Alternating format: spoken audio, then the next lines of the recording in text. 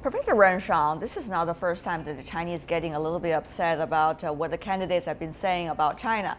Of course, we all understand the reasons behind these rhetorics, but still people get a little bit upset. I mean, if your country is being continued to be criticized in another country, you can certainly feel differently. So, Professor Renshon, to what extent do you think, if there's any advice for the candidates, they should be a little bit sophisticated if they think about their own political future and potential if they're ruling the country, really being the decision maker? They can't go 100% back against what they said in the campaign.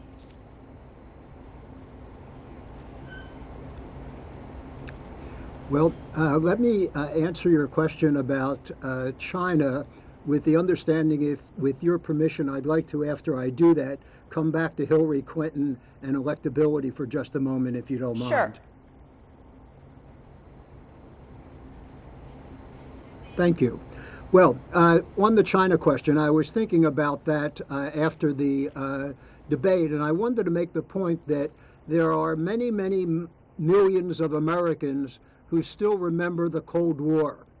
And for Americans who remember the Cold War consists of Russia and China and Cuba and allied communist countries allied in a coalition against the United States. And to some extent, those memories still linger in the American population. And then you have the contemporary problem, which is essentially this, that you have a rising China that's modernizing, that wants to play a role in the international system, and essentially the United States would like them to be a supporter of what we call in the United States the liberal international order, which is the organization of collective security and so forth. And so we have a strong interest with China in doing that, and that's where our interests align.